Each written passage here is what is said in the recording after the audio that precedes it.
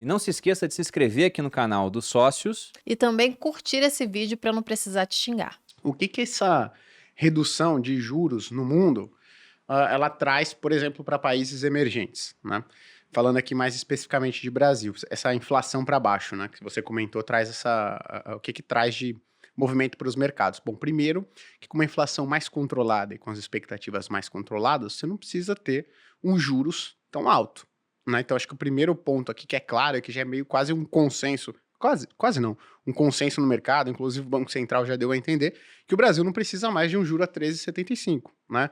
Não só a inflação corrente no Brasil saiu aí desse patamar de 10% e veio para agora para baixo de 4%, como as expectativas de inflação também cederam bastante, né? Então a gente estava passando por várias incertezas ao longo de 2022, uma a uma elas foram ou sendo, digamos, reduzidas ou sendo aniquiladas, essas incertezas, né?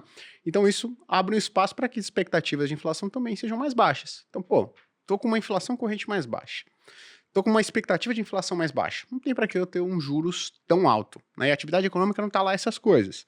Então, poxa, o que eu posso fazer? Trazer um movimento de queda de juros.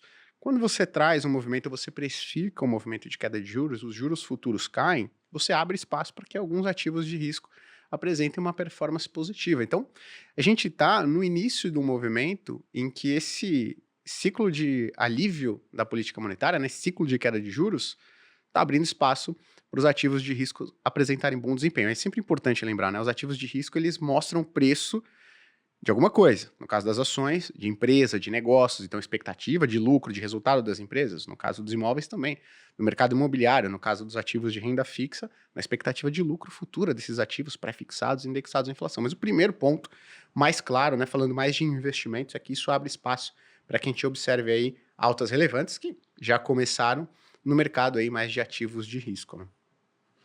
Acho que a gente primeiro tem que lembrar de onde veio essa inflação, né? A gente teve um descompasso de preços muito por conta de pandemia, se desregulou muito o preço de energia. O Gui acho que tocou num ponto importante, diferentemente do que fizemos aqui, algumas autoridades monetárias demoraram para para começar a dar remédio para essa doença que é a inflação. Aqui a gente entrou com remédio rápido, foi uma dose cavalar. E agora estamos nos beneficiando disso, inclusive. Porque quando a gente olha lá para fora, você pega os Estados Unidos, por exemplo, na última reunião do FONC, que é a versão do Copom deles, eles fizeram uma pausa na alta de juros, mas saiu a ata dessa reunião ontem e já está encomendado, na próxima eles vão continuar. Um negócio meio estranho até, né? Sabe que tem que continuar, mas vamos pausar um pouquinho aqui. Porque eles não estão acostumados com isso. Então eles meio que também. vamos aos pouquinhos. Nossa, tá demais.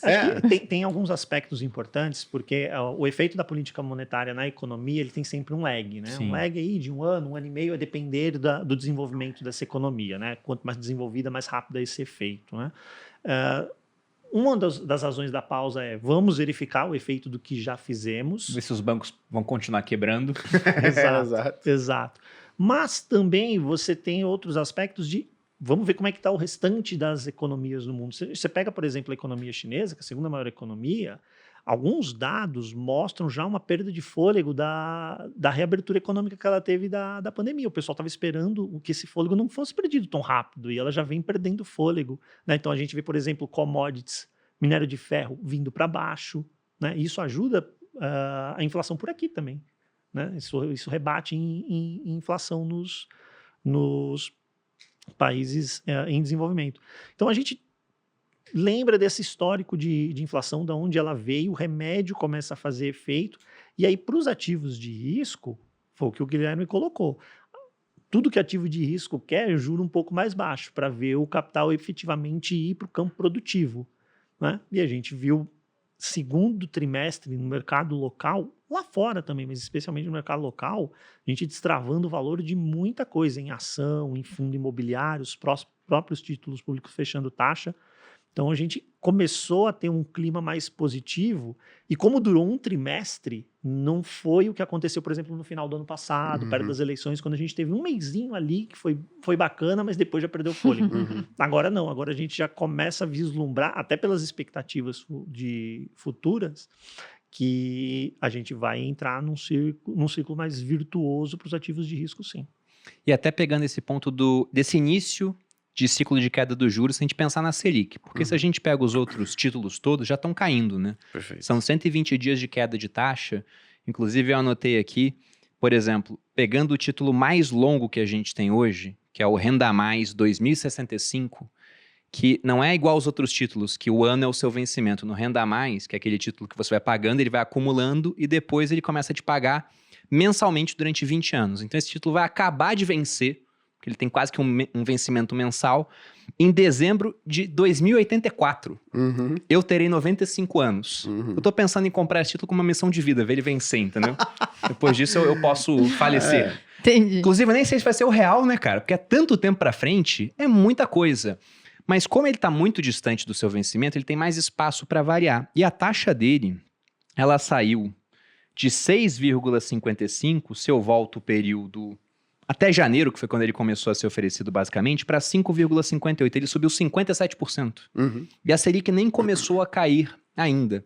Só que como o Gui adiantou e o Ricardo também corroborou, a gente já está para iniciar um ciclo de corte de juros. Inclusive, o que a gente mais viu ao longo do ano foi o Roberto Campos Neto sendo criticado pelo Lula, porque o Lula falava, ó, tem que cair a taxa de juros, ele falava, poxa, não tá na hora ainda, e agora tá todo mundo começando a concordar com o Lula, porque realmente agora tá chegando na hora, né?